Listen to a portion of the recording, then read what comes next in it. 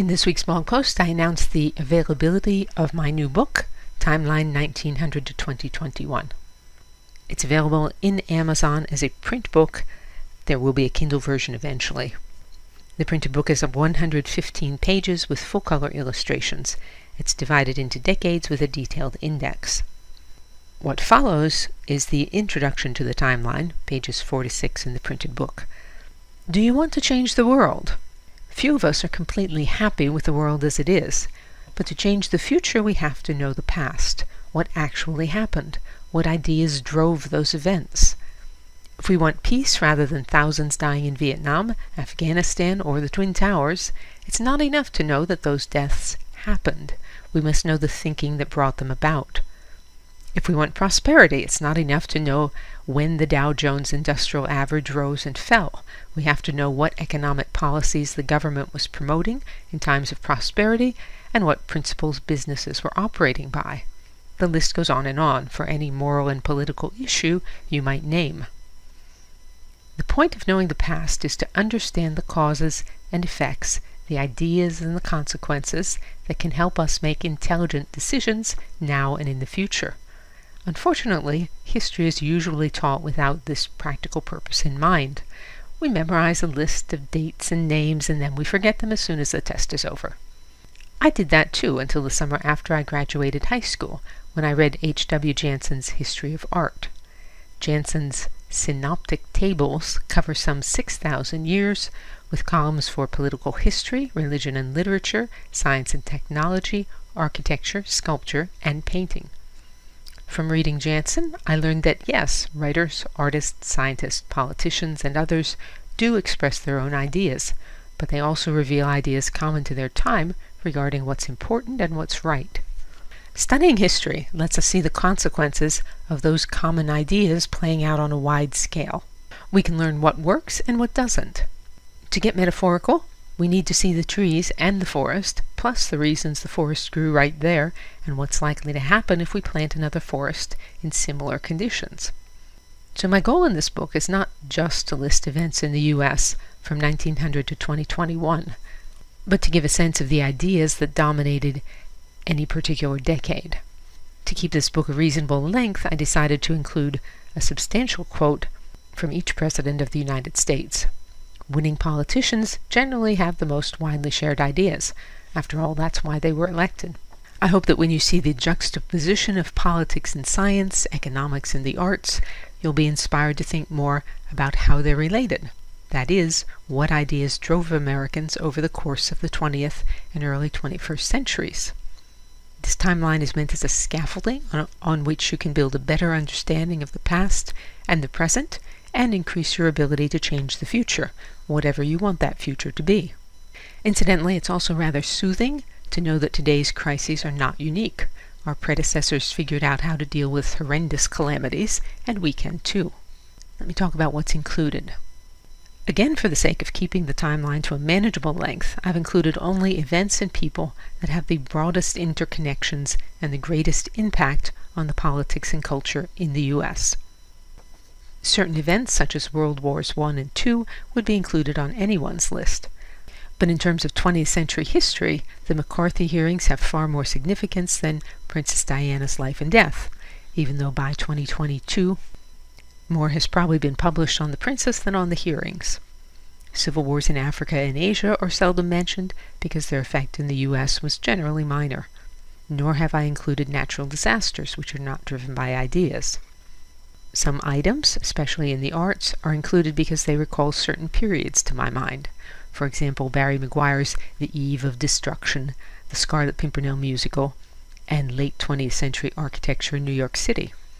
Because your context is different from mine, I've left space on most facing pages for you to add items that you feel are worthy of inclusion.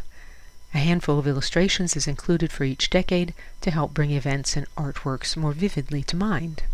Although I have very strong opinions on many of the items that appear on this timeline, I've deliberately used neutral language rather than terms that reflect my own values. Why? Because it would not be fair to impose my own emotional reactions on you if I'm not willing to explain why I feel so strongly. I did not thrive on Twitter.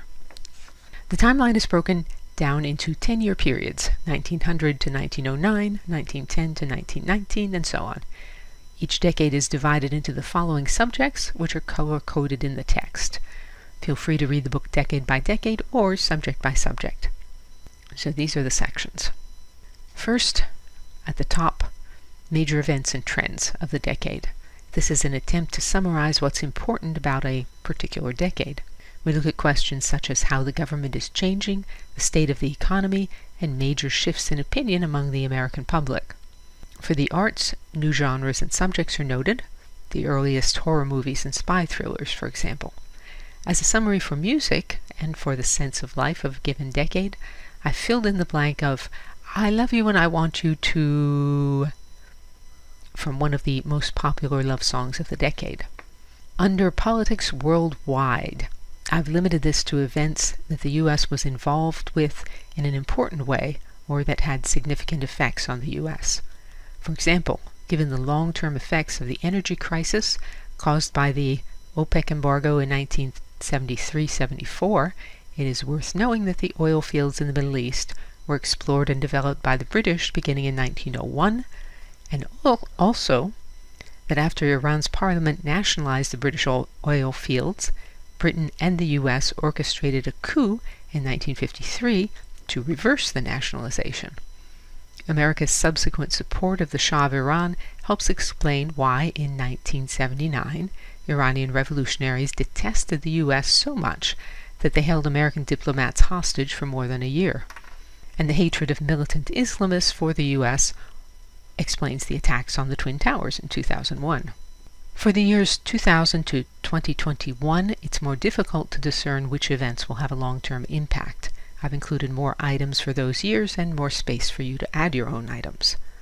The next section is U.S. Presidents, Politics, and Culture. For each president, a representative quotation is included that reveals his priorities and to some extent the spirit of his time. Reading these in order makes the change in dominant ideas from 1900 to 2021 quite startling. Politics in this section includes major legislation, important court cases, and the creation of cabinet departments.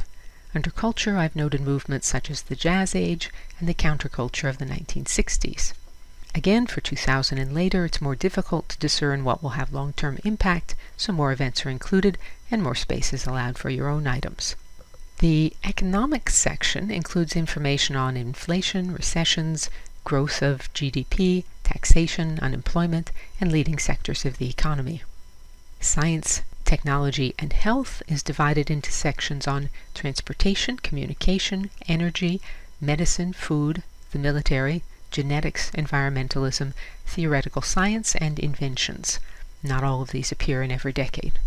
There's a section on books, which is divided into bestsellers, as rated by Publishers Weekly and the New York Times, and cutting-edge works. The bestsellers give a good idea of what the majority of the American public considered entertaining enough to spend money on. Cutting-edge works by authors such as Gertrude Stein, James Joyce, and Alice Walker were not bestsellers when issued, but were praised by critics and eventually came to be considered important. Under visual arts, there are separate sections for painting and sculpture, with each divided into traditional, which is representational, figurative art, and cutting edge. Traditional works represent American popular taste. Cutting-edge paintings and sculptures represent the critic's taste. These are usually the works that appear in art history textbooks. Under architecture, popular architecture is the style that most individuals and institutions expect when they commission buildings. Cutting edge is what avant-garde architects are building and critics are usually praising. There's a film section, which includes top-grossing movies and eventually popular TV and video games. Under music, each decade begins with a list of the most popular songs year by year, usually based on sales according to Billboard magazine.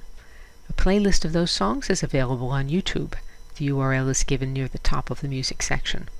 For that playlist, I've chosen the earliest performance possible.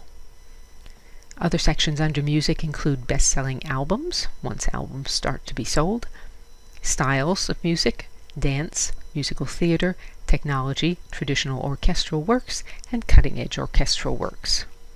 And just to wrap this up, these are two quotations that appear between the introduction and the beginning of the main text in the timeline. I thought they explain, as well as anything can, why you would study history. Quote from George Santayana: "Progress, far from consisting in change, depends on retentiveness. When change is absolute, there remains no being to improve, and no direction is set for possible improvement. And when experience is not retained, as among savages, infancy is perpetual. Those who cannot remember the past are condemned to repeat it." And from John Dos Passos: "In easy times, history is more or less of an ornamental art, but in times of danger we are driven to the written record by a pressing need to find answers to the riddles of today. We need to know what kind of firm ground other men belonging to generations before us have found to stand on.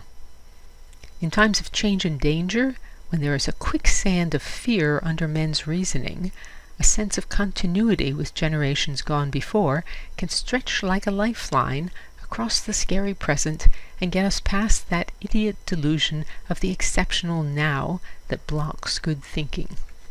DianeDuranteWriter.com has hundreds of posts on sculpture, painting, architecture, history, and my other obsessions. To join the free Sunday Recommendations email list, visit the URL that's on the screen or email me.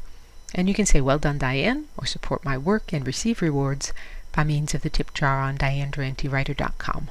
As always, thank you for listening.